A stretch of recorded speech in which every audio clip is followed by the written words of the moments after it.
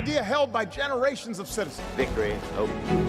And individually, collectively, do the best we can. This is your victory. My fellow Americans,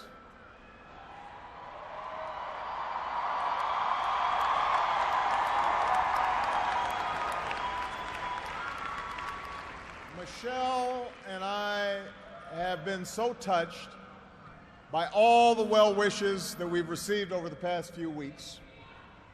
But tonight it's my turn to say thanks. Whether we have seen eye to eye or rarely agreed at all, my conversations with you, the American people, in living rooms and in schools, at farms, on factory floors, at diners, and on distant military outposts. Those conversations are what have kept me honest and kept me inspired and kept me going. And every day I have learned from you. You made me a better president, and you made me a better man. So I first came to Chicago when I was in my early 20s, and I was still trying to figure out who I was, still searching for a purpose in my life. And it was the neighborhood not far from here where I began working with church groups in the shadows of closed steel mills. It was on these streets where I witnessed the power of faith and the quiet dignity of working people in the face of struggle and loss. I can't do that.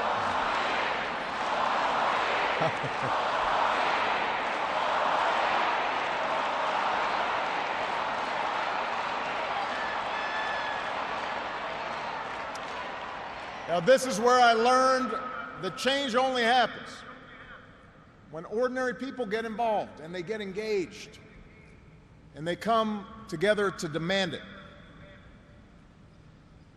After 8 years as your president, I still believe that. And it's not just my belief. It's the beating heart of our American idea, our bold experiment in self-government.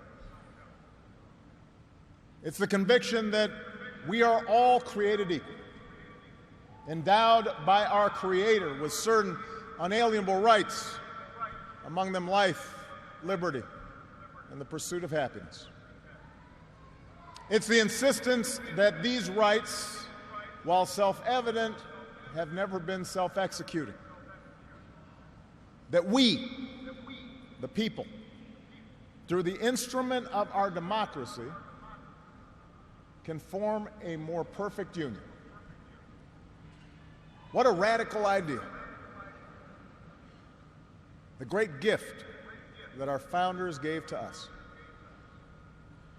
The freedom to chase our individual dreams through our sweat and toil and imagination, and the imperative to strive together as well to achieve a common good, a greater good. For 240 years, our nation's call to citizenship has given work and purpose to each new generation. It's what led patriots to choose republic over tyranny, pioneers to trek west, slaves to brave that makeshift railroad to freedom. It's what pulled immigrants and refugees across oceans and the Rio Grande. It's what pushed women to reach for the ballot. It's what powered workers to organize. It's why GIs gave their lives at Omaha Beach and Iwo Jima, Iraq, and Afghanistan. And why men and women from Selma to Stonewall were prepared to give theirs as well.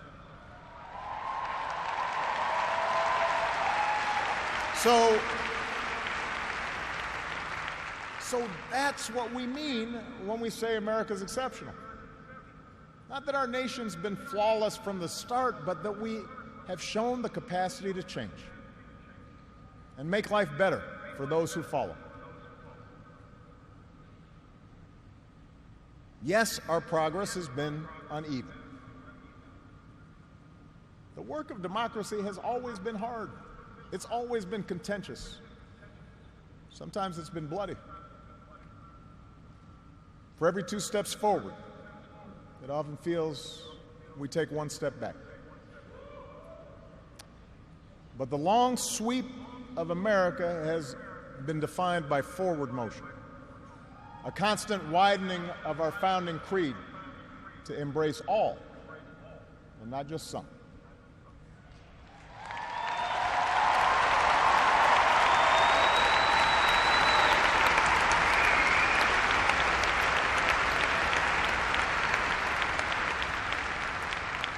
If I had told you 8 years ago that America would reverse a Great Recession, reboot our auto industry, and unleash the longest stretch of job creation in our history,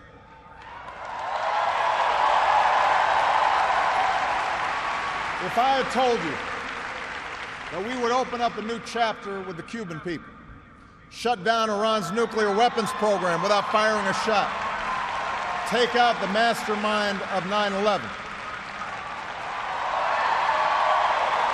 If I had told you that we would win marriage equality and secure the right to health insurance for another 20 million of our fellow citizens,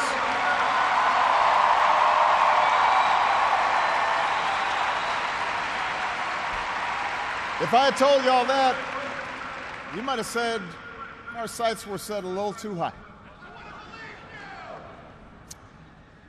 But that's what we did. That's what you did. You were the change. You answered people's hopes, and because of you, by almost every measure, America is a better, stronger place than it was when we started.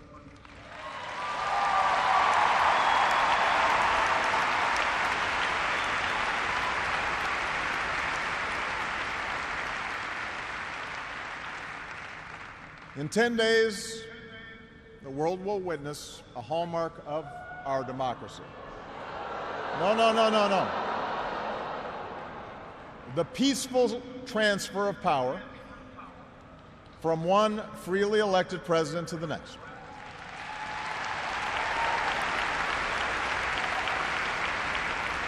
I committed to President-elect Trump that my administration would ensure the smoothest possible transition, just as President Bush did for me.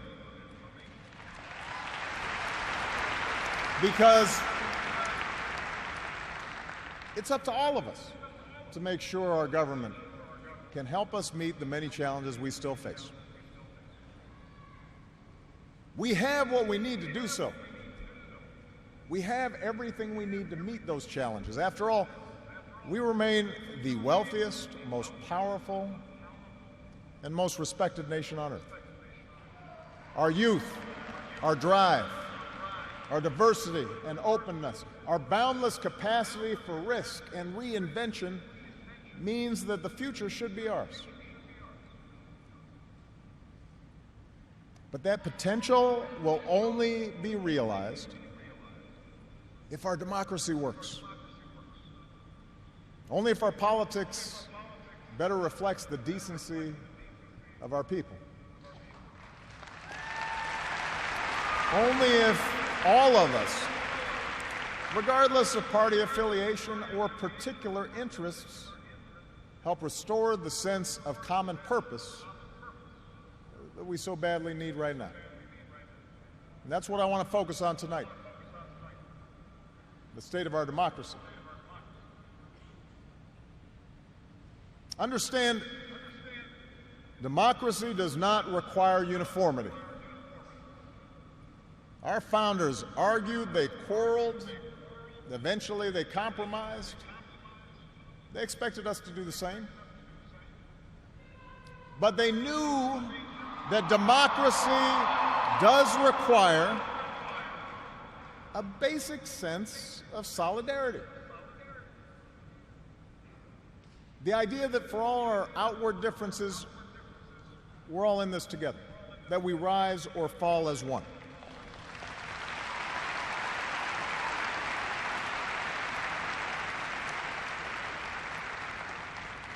There have been moments throughout our history that threatened that solidarity. And the beginning of this century has been one of those times. A shrinking world, growing inequality, demographic change, and the specter of terrorism.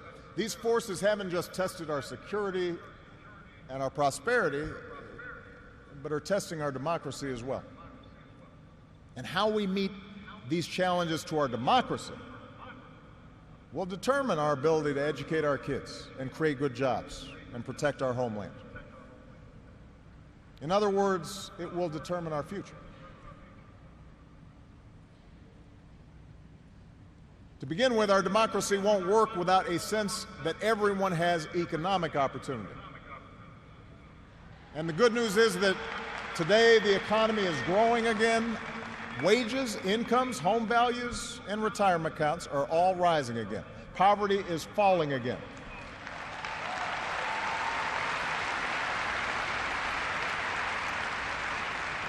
The wealthy are paying a fair share of taxes, even as the stock market shatters records. The unemployment rate is near a 10-year low. The uninsured rate has never, ever been lower.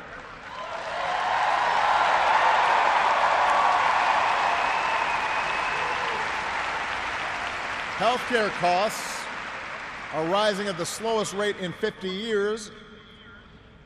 And I've said, and I mean it, if anyone can put together a plan that is demonstrably better than the improvements we've made to our healthcare system that covers as many people at less cost, I will publicly support it.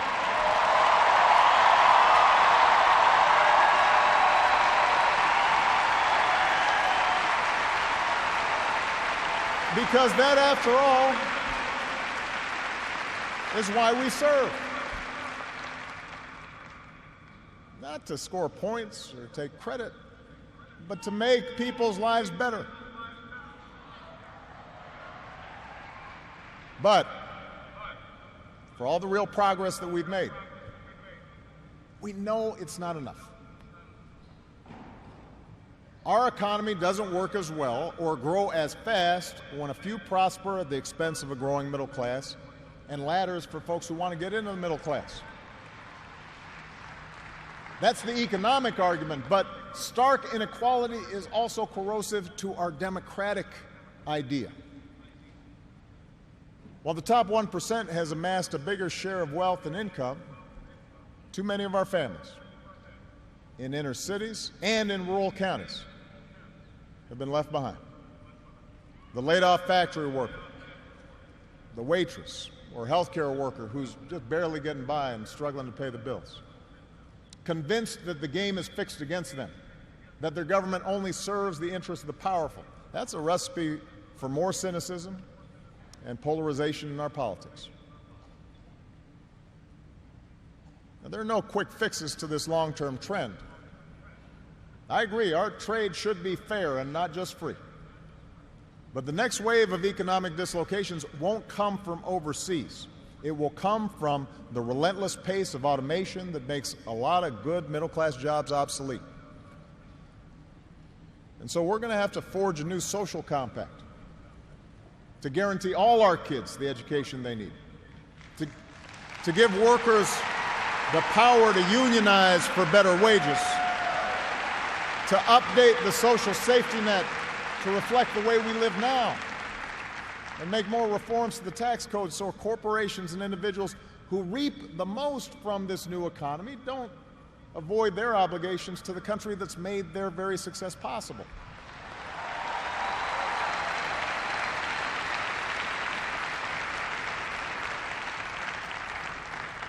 We can argue about how to best achieve these goals, but we can't be complacent about the goals themselves. For if we don't create opportunity for all people,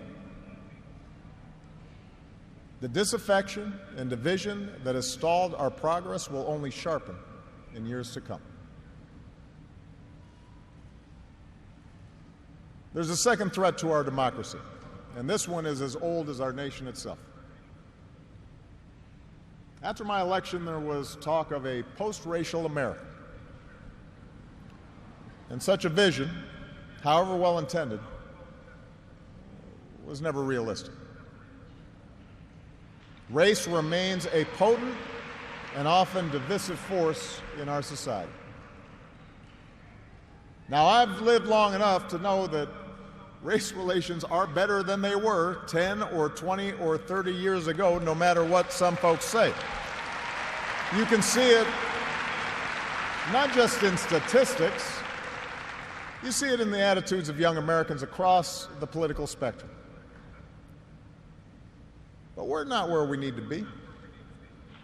And all of us have more work to do. If every economic issue is framed as a struggle between a hardworking white middle class and an undeserving minority, then workers of all shades are going to be left fighting for scraps while the wealthy withdraw further into their private enclaves.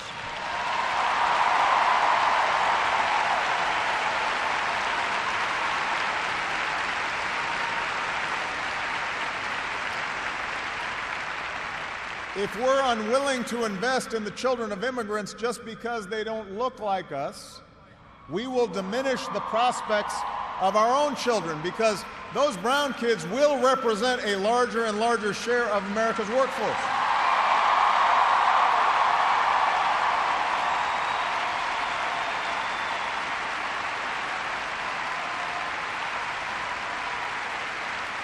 And we have shown that our economy doesn't have to be a zero-sum game.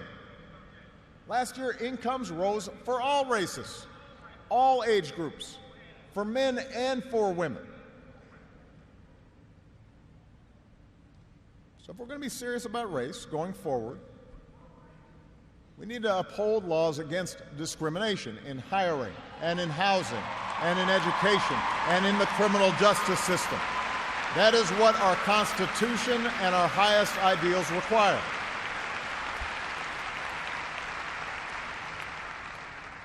But laws alone won't be enough. Hearts must change. They won't change overnight. Social attitudes oftentimes take generations to change. But if our democracy is to work the way it should in this increasingly diverse nation, then each one of us need to try to heed the advice of a great character in American fiction, Atticus Finch, who said, "You never really understand a person until you consider things from his point of view, until you climb into his skin and walk around in it." For blacks and other minority groups, that means tying our own very real struggles for justice to the challenges that a lot of people in this country face. Not only the refugee or the immigrant or the rural poor or the transgender American, but also the middle-aged white guy who, from the outside, may seem like he's got advantages, but has seen his world upended by economic and cultural and technological change. We have to pay attention and listen.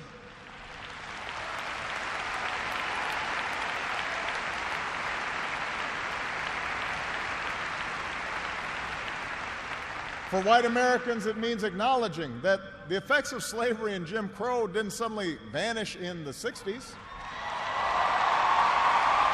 That when minority groups voice discontent, they're not just engaging in reverse racism or practicing political correctness.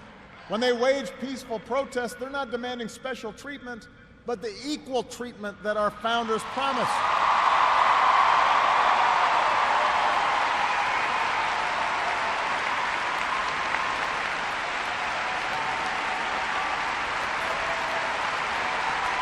For native-born Americans,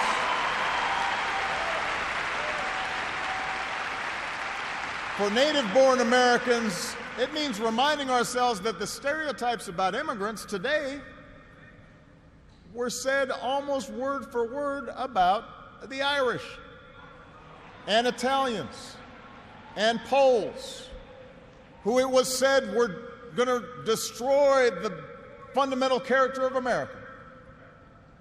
And as it turned out, America wasn't weakened by the presence of these newcomers. These newcomers embraced this nation's creed, and this nation was strengthened. So, regardless of the station that we occupy, we all have to try harder. We all have to start with the premise that each of our fellow citizens loves this country just as much as we do, that they value hard work and family just like we do, that their children are just as curious and hopeful and worthy of love as our own.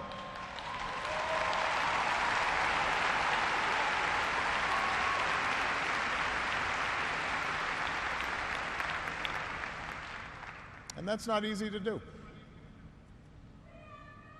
For too many of us, it's become safer to retreat into our own bubbles, whether in our neighborhoods or on college campuses or places of worship, or especially our social media feeds. Surrounded by people who look like us and share the same political outlook and never challenge our assumptions. And the rise of naked partisanship and increasing economic and regional stratification, the splintering of our media into a channel for every taste, all this makes this great sorting seem natural, even inevitable. And increasingly, we become so secure in our bubbles that we start accepting only information, whether it's true or not, that fits our opinions, instead of basing our opinions on the evidence that is out there.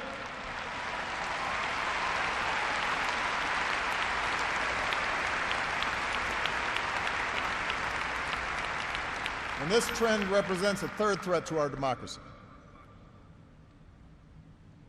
Look, politics is a battle of ideas. That's how our democracy was designed. In the course of a healthy debate, we prioritize different goals and the different means of reaching them. But without some common baseline of facts, without a willingness to admit new information and concede that your opponent might be making a fair point and that science and reason matter, then we're going to keep talking past each other, and will make common ground and compromise impossible.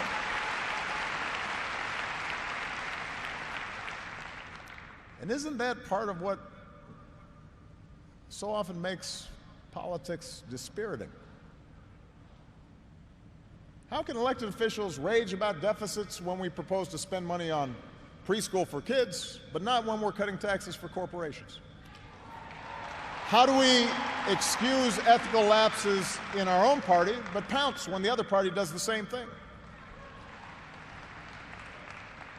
It's not just dishonest, this selective sorting of the facts. It's self-defeating. Because, as my mom used to tell me, reality has a way of catching up with you.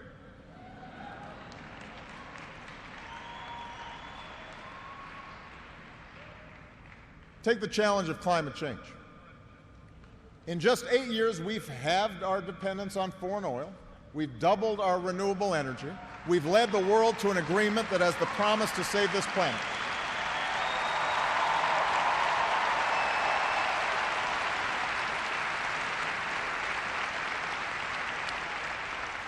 But without bolder action, our children won't have time to debate the existence of climate change. They'll be busy dealing with its effects. More environmental disasters, more economic disruptions, waves of climate refugees seeking sanctuary. Now, we can and should argue about the best approach to solve the problem. But to simply deny the problem not only betrays future generations, it betrays the essential spirit of this country, the essential spirit of innovation and practical problem solving that guided our founders.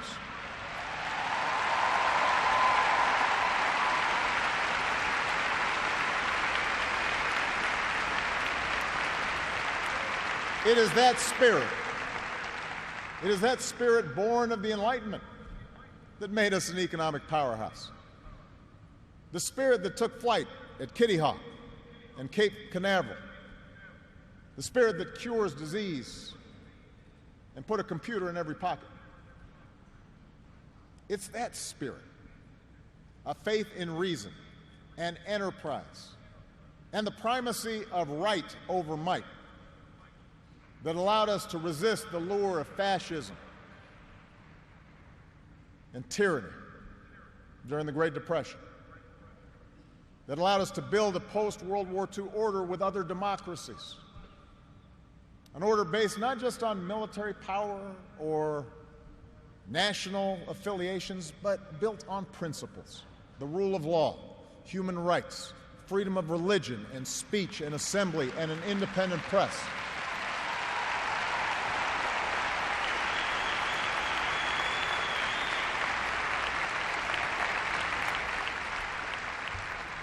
That order is now being challenged.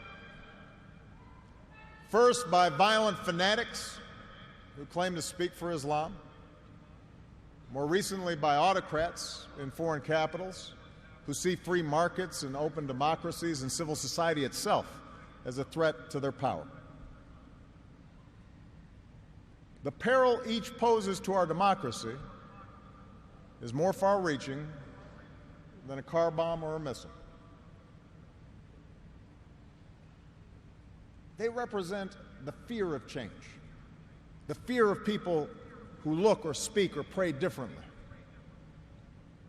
a contempt for the rule of law that holds leaders accountable, an intolerance of dissent and free thought,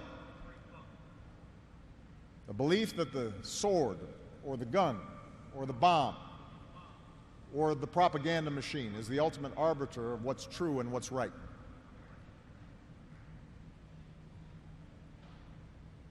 Because of the extraordinary courage of our men and women in uniform, because of our intelligence officers and law enforcement and diplomats who support our troops, no foreign terrorist organization has successfully planned and executed an attack on our homeland these past 8 years. And although Boston and Orlando and San Bernardino and Fort Hood remind us of how dangerous radicalization can be, our law enforcement agencies are more effective and vigilant than ever. We have taken out tens of thousands of terrorists, including bin Laden.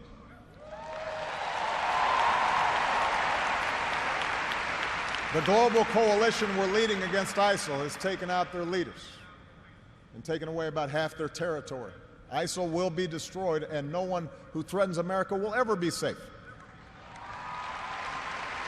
And to all who serve or have served, it has been the honor of my lifetime to be your commander-in-chief. And we all owe you a deep debt of gratitude.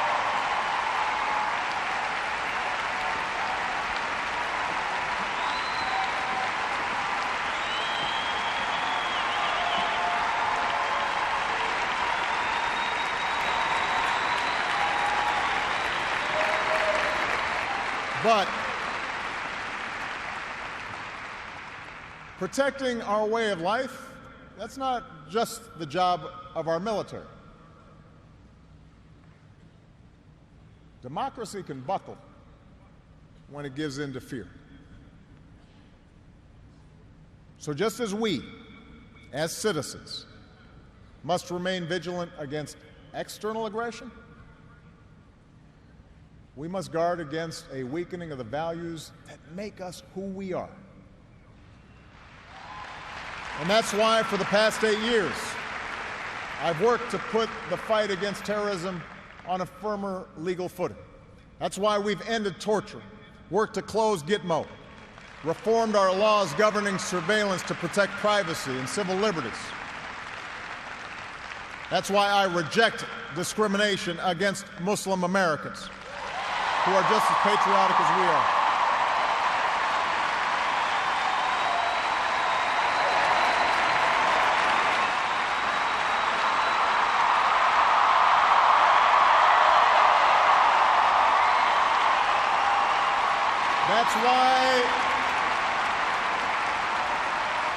That's why we cannot withdraw. That's why we cannot withdraw from big global fights to expand democracy and human rights and women's rights and LGBT rights. No matter how imperfect our efforts, no matter how expedient ignoring such values may seem, that's part of defending America. For the fight against extremism and intolerance and sectarianism and chauvinism are of a piece with the fight against authoritarianism and nationalist aggression. If the scope of freedom and respect for the rule of law shrinks around the world, the likelihood of war within and between nations increases, and our own freedoms will eventually be threatened. So let's be vigilant but not afraid. ISIL will try to kill innocent people, but they cannot defeat America unless we betray our Constitution and our principles in the fight.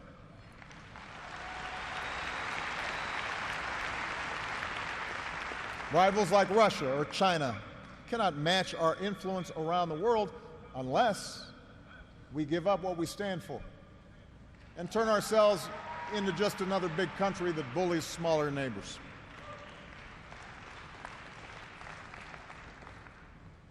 Which brings me to my final point.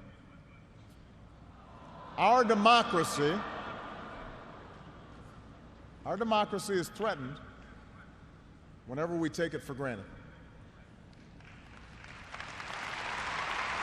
All of us,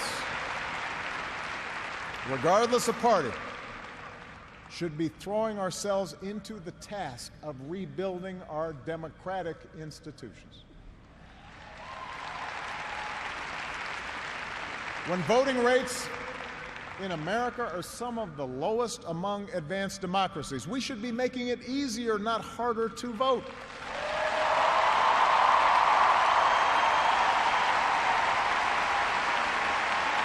When trust in our institutions is low,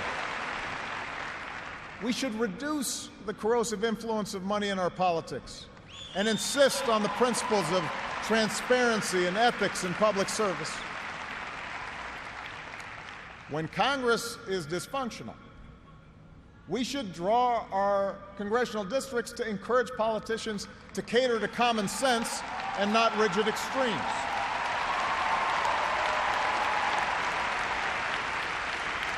But remember, none of this happens on its own. All of this depends on our participation, on each of us accepting the responsibility of citizenship, regardless of which way the pendulum of power happens to be swinging. Our Constitution is a remarkable,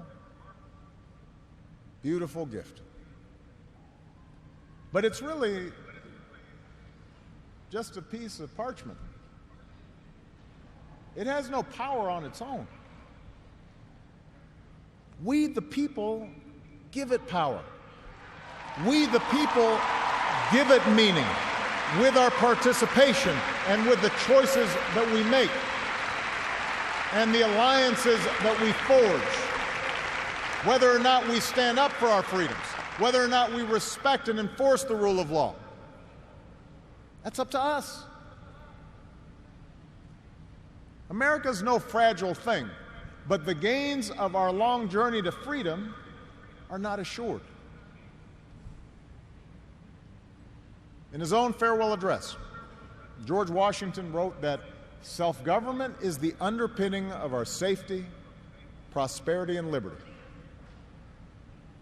But from different causes and from different quarters, much pains will be taken to weaken in your minds the conviction of this truth.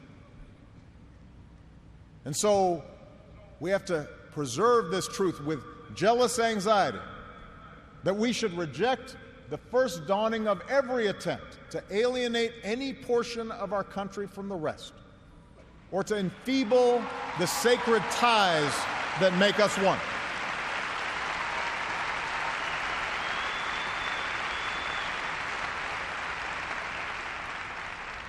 America, we weaken those ties when we allow our political dialogue to become so corrosive that people of good character aren't even willing to enter into public service. So coarse with rancor that Americans with whom we disagree are seen not just as misguided, but as malevolent. We weaken those ties when we define some of us as more American than others, when we write off the whole system as inevitably corrupt, and when we sit back and blame the leaders we elect without examining our own role in electing them.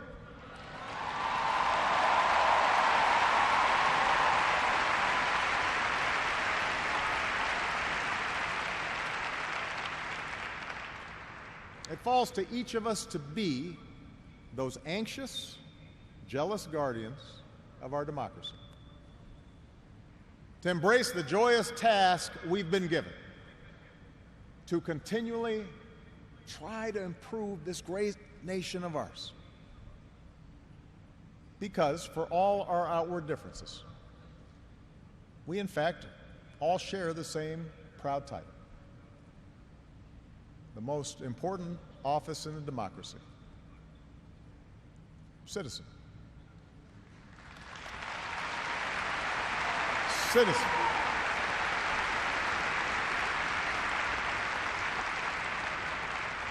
So you see, that's what our democracy demands. It needs you. Not just when there's an election, not just when your own narrow interest is at stake, but over the full span of a lifetime. If you're tired of arguing with strangers on the internet, try talking with one of them in real life.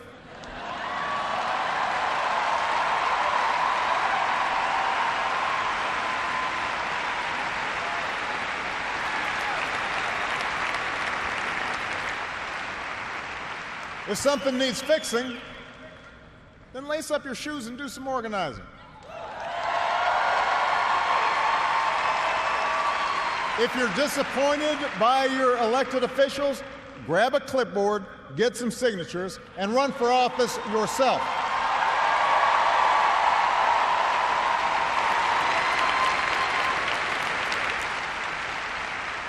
Show up. Dive in. Stay at it. Sometimes you'll win. Sometimes you'll lose. Presuming a reservoir of goodness in other people, that can be a risk. And there will be times when the process will disappoint you. But for those of us fortunate enough to have been part of this work and to see it up close, let me tell you, it can energize and inspire. And more often than not, your faith in America and in Americans will be confirmed. Mine sure has been. Over the course of these 8 years, I've seen the hopeful faces of young graduates and our newest military officers. I have mourned with grieving families, searching for answers, and found grace in Charleston Church. I've seen our scientists help a paralyzed man regain his sense of touch. I've seen wounded warriors who at points were given up for dead walk again. I've seen our doctors and volunteers rebuild after earthquakes and stop pandemics in their tracks. I've seen the youngest of children remind us through their actions and through their generosity of our obligations to care for refugees or work for peace. And above all, to look out for each other.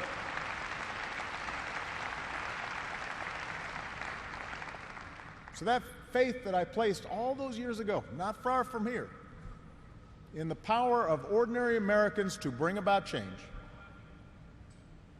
that faith has been rewarded in ways I could not have possibly imagined.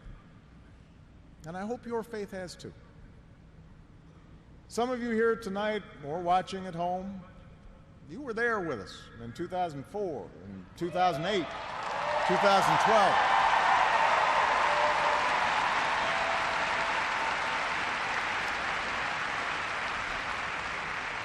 Maybe you still can't believe we pulled this whole thing off. Let me tell you, you're not the only ones. Michelle,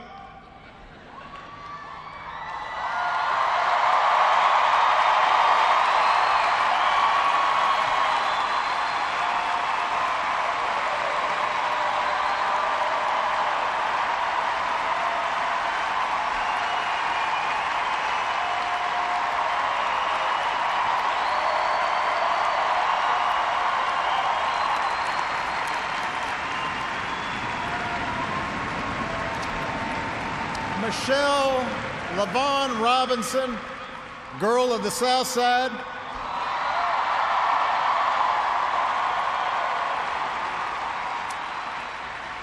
For the past 25 years, you have not only been my wife and mother of my children, you have been my best friend.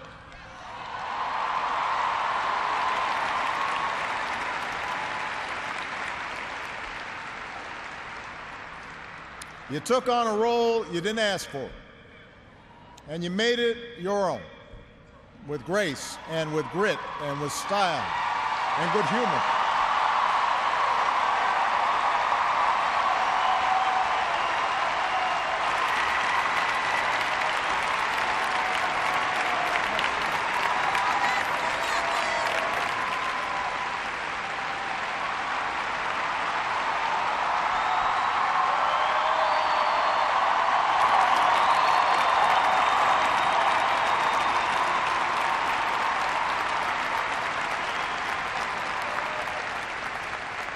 You made the White House a place that belongs to everybody.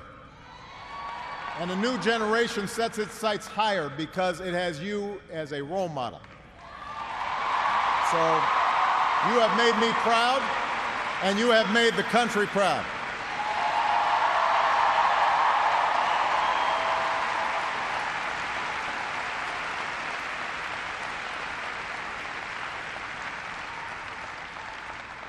Malia and Sasha, under the strangest of circumstances, you have become two amazing young women.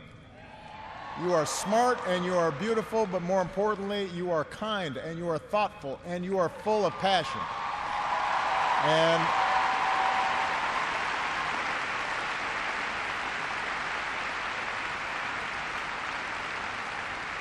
you wore the burden of years in the spotlight so easily. Of all that I have done in my life, I am most proud to be your dad.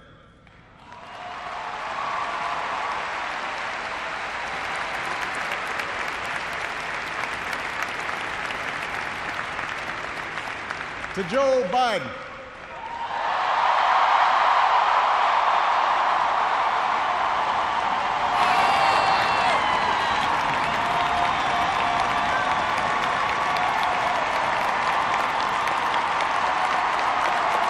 the scrappy kid from Scranton who became Delaware's favorite son.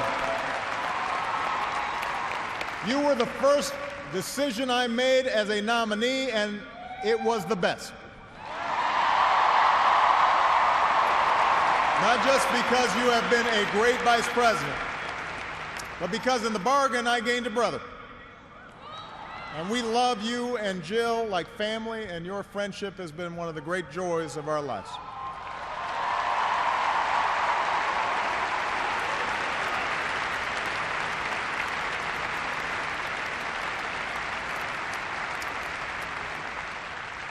To my remarkable staff,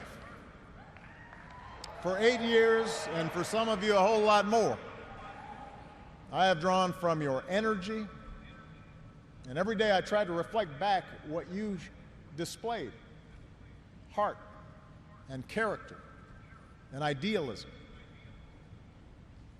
I've watched you grow up, get married, have kids, start incredible new journeys of your own.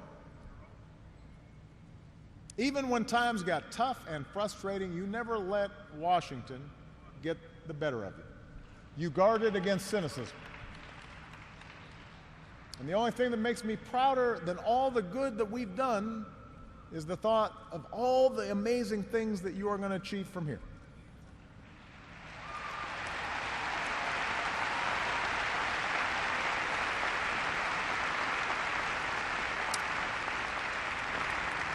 And to all of you out there, every organizer who moved to an unfamiliar town, every kind family who welcomed them in, every volunteer who knocked on doors, every young person who cast a ballot for the first time, every American who lived and breathed the hard work of change, you are the best supporters and organizers anybody could ever hope for, and I will be forever grateful.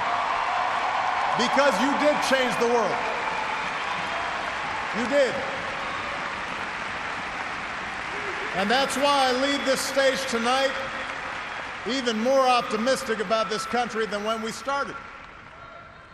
Because I know our work has not only helped so many Americans, it has inspired so many Americans, especially so many young people out there, to believe that you can make a difference, to hitch your wagon to something bigger than yourselves. Let me tell you, this generation coming up, unselfish, altruistic, creative, patriotic, I've seen you in every corner of the country. You believe in a fair and just and inclusive America. You know that constant change has been America's hallmark, that it's not something to fear, but something to embrace. You are willing to carry this hard work of democracy forward. You'll soon outnumber all of us, and I believe as a result, the future is in good hands.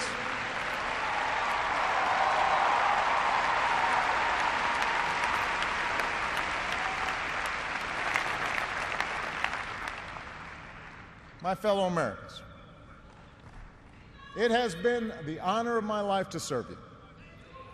I won't stop. In fact, I will be right there with you as a citizen for all my remaining days. But for now, whether you are young or whether you're young at heart, I do have one final ask of you as your president. The same thing I asked when you took a chance on me 8 years ago. I'm asking you to believe, not in my ability to bring about change, but in yours. I'm asking you to hold fast to that faith written into our founding documents, that idea whispered by slaves and abolitionists, that spirit sung by immigrants and homesteaders and those who marched for justice, that creed reaffirmed by those who planted flags from foreign battlefields to the surface of the moon. A creed at the core of every American whose story is not yet written. Yes, we can. Yes, we did. Yes, we can. Thank you. God bless you. May God continue to bless the United States of America.